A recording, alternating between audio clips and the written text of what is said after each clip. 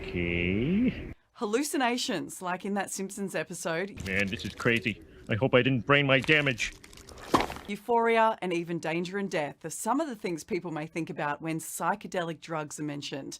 But it doesn't have to be like that at all.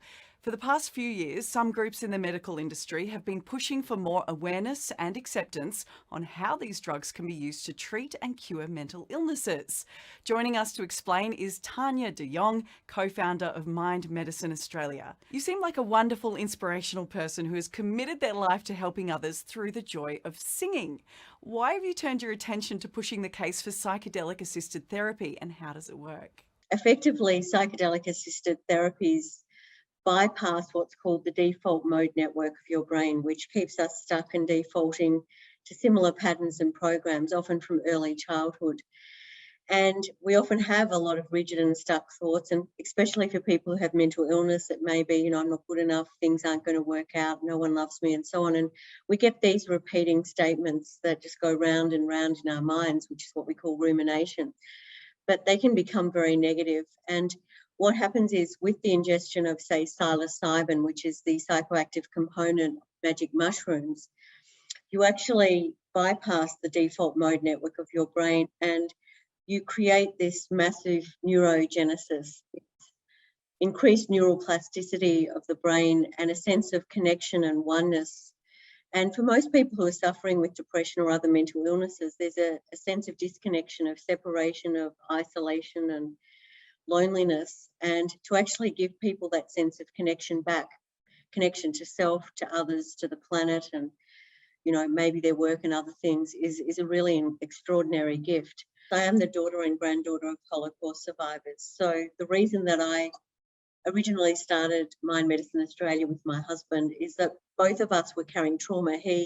His father had committed suicide when he was 13. And as I say, all of us have had, traumas in our lives, and we're all carrying that with us, if not our own, our ancestors. I could never, for example, watch anything about the Holocaust at all. Like, if anything came on about it, I had to leave the room, even though I wasn't personally there. Medicinal grade psilocybin in medically controlled environments, patients feel so connected and at one that many of them describe the experience as one of the top 5 most meaningful experiences in their lives. And of course, whoever says that about a medicine, it's pretty extraordinary. With that, I guess that window of opportunity where the patient's brain is much more flexible, more plastic, that experienced therapists can work with the patient to help them to integrate the insights that they've experienced during the medicinal session and to then take those insights back into their life, their relationships, their work, so that they can make the necessary changes and move forwards with their lives. So effectively accepting whatever's happened in our lives, and all of us have had stuff happen in our lives. It's important, I think, to clear the slate. A lot of people describe, psilocybin-assisted therapy as defragging the hard drive or rebooting, the dodgy computer. It's like pressing the button and wiping the slate clean. It doesn't mean you've forgotten the past, but it means you can start to draw a different map for your future. Now, what drugs are we talking about here? Is it things like MDMA and magic mushrooms?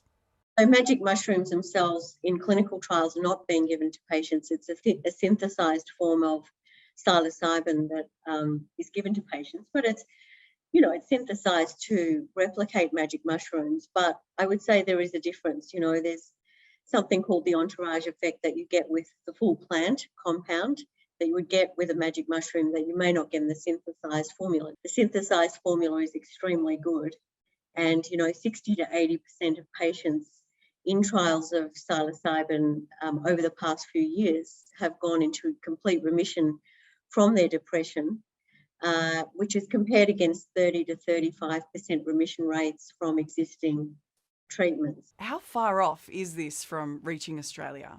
The 2 medicines which are in the most advanced stages, which are likely to be prescribable in many countries around the world soon, and which are already legal in some countries around the world, are psilocybin and MDMA.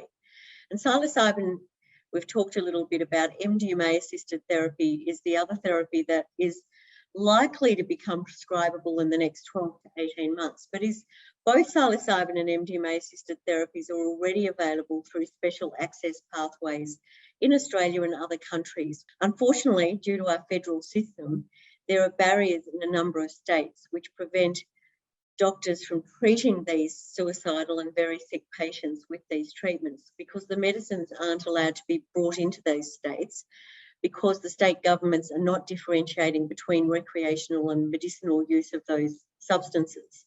So it's incredibly important that we have a nationally standardised system in Australia, and that we differentiate between recreational use of a substance and medicinal use of a substance.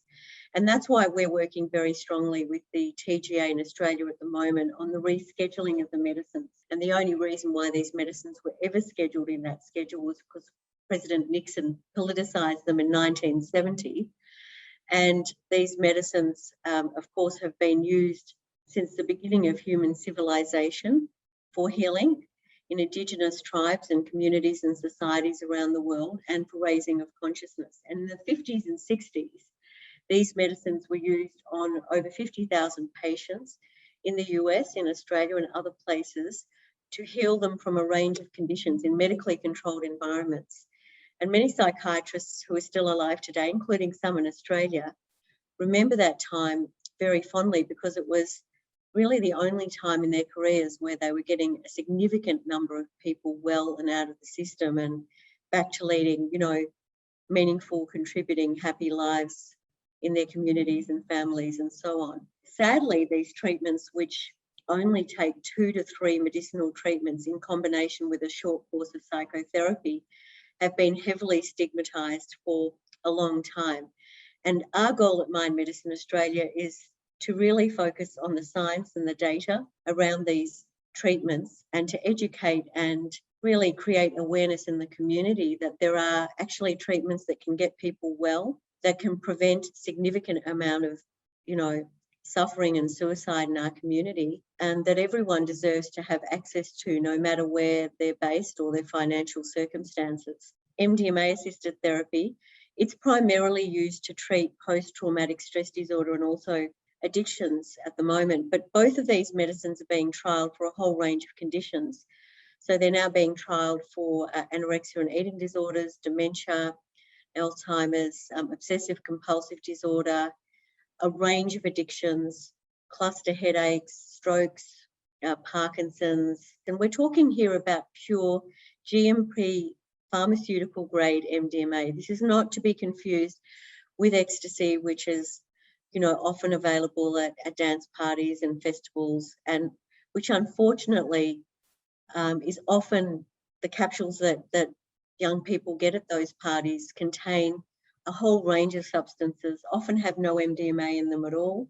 When people are taking pure GMP pharmaceutical grade MDMA under the supervision of trained therapists in medically controlled environments, there's never been any adverse events, certainly no deaths, nothing of the sort. And what we're seeing is these incredible remission rates, because what happens under the influence of MDMA with a trained therapist is a patient with trauma is able to talk about their trauma safely without being re-triggered or re-traumatized, can then accept what has occurred and move on with their lives.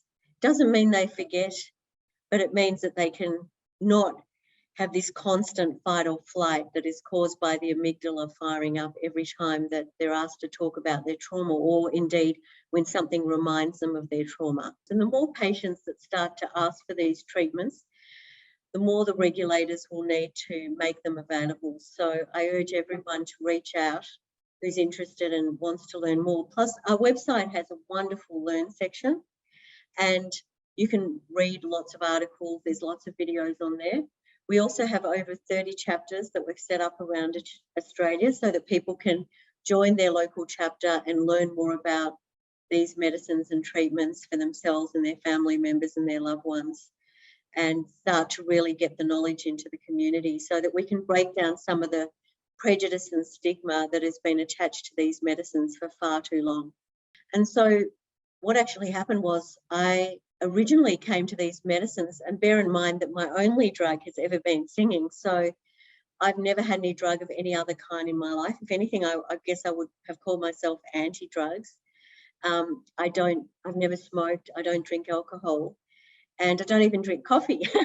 I'm a fairly boring person, except for that, I used to definitely get my highs and still do from singing. And singing is wonderful because it also fires up the brain and releases, a whole range of oxytocin and other wonderful chemicals that make you feel good and help you to get through mental challenges as well. So singing is also a super wonder drug. And if people want to learn more about singing, they should watch my TED Talk, How Singing Together Changes the Brain. Well, Tania, you've got so much going on. What is your mission in life? Well, I've always said that my mission is to change the world one voice at a time, and that's really Creativity Australia's mission. But I think really my true mission is to help people to find their true voice and to help people unlock their full potential as human beings. Well, Tania, thank you so much for your time. No, thank you. And thank you for having me. And I look forward to further conversations together. And everyone who's out there, I haven't said the website for Mind Medicine Australia, but I'm sure we put it on the program, but it's mindmedicineaustralia.org. We're a charity and we need your support to get these medicines available to all who need them. Thank you.